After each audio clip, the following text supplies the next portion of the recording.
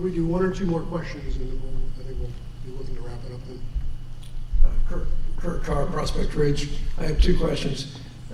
I believe, and I don't know whether this is true or not, that there's an additional person added in the town, a town administrator of some kind. Is that correct? I wonder if Mr. Marcotti could tell us, what the price tag is, what this person is going to do that hasn't been done. And then the other question is for Dr. De Silva, if she could give us some insight into what the facilities program, what the price tag is likely to be on that going forward over the next 5 years. Actually, I'm going to start this review since I had part.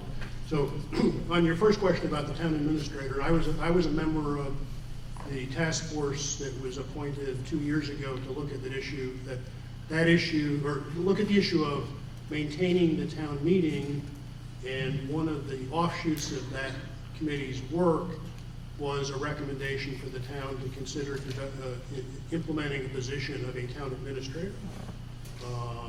There's a full report of the committee's work that's available. I think the page for that committee is still on the town website, and the report of that committee is still there. In this year's budget, the Board of Selectpersons has discussed and put in a placeholder for essentially for that position, but not starting until like halfway through the fiscal year.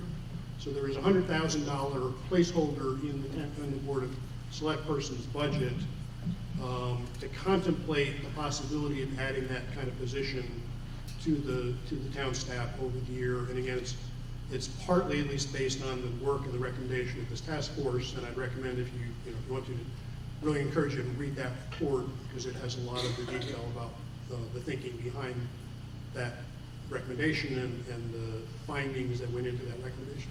With that all. Thank you, Mr. Rector. In a little bit more detail, the Board of Selectpersons, as Mr. Rector stated, received a report suggesting that we look at a town administrator versus changing the form of government. And changing the form of government would have gone to, the thought was to go to a town manager, which is an actual change of government under statute. We didn't want to change, I think collectively, generally speaking, the form of government, the town meeting form of government. But we thought, okay, let's look at a town administrator. Maybe that's the right position that we need. We still haven't come to a conclusion on that. We continue to review and discuss. We have two people that are coming in to talk with us. One was a town administrator just to the south of here, and he'll be coming in to talk about his job and what he experienced and what his thoughts are since he was the first person to do that job for that town. We think that's valuable information to have. The second individual is from another town south of here who has worked with a town administrator for the last, well, since he's been in office, but the position has been there for, I'd say, 20 years. For him to talk about how the responsibilities line up with a full-time first select person, a town administrator, a director of finance, etc. So we're still taking that input to determine whether a town administrator is the right way to go. We decided we would put in some money in the budget in the event that we got to that point halfway through the fiscal year and wanted to take the step forward, interviewing and potentially hiring someone that would fill that position. But the day-to-day activities would be more with working with the daily departments and workloads, requests, etc. The first select person would continue in that position at this time. Who knows what's going to happen over the next couple of months. But the first select person would stay and continue to work with the town, but more importantly, spend more time on grants and more time working in Hartford to promote the needs of the municipality. That's just a 30,000-foot level, if you will. Thank you.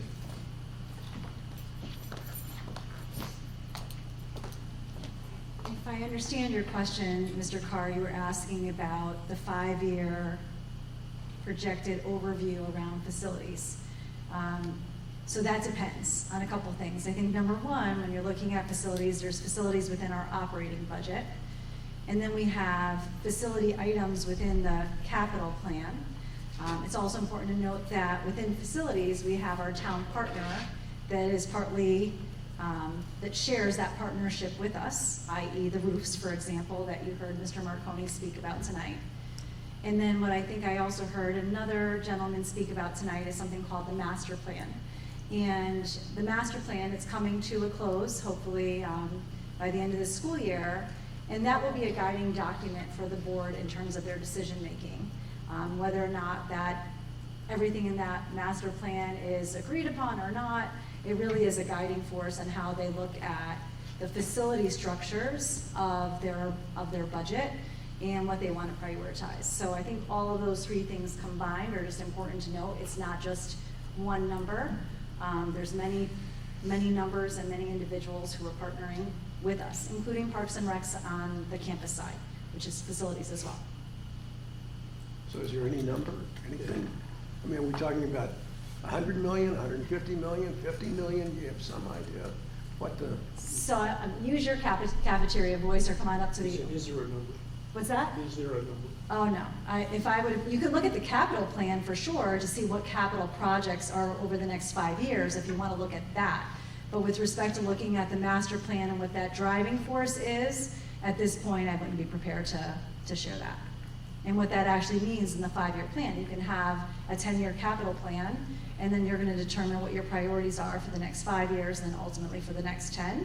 And that's in partnership, as I said, with our town bodies, because even that master plan is not isolated only to the school district, because as we know, some of those funds come from the town side.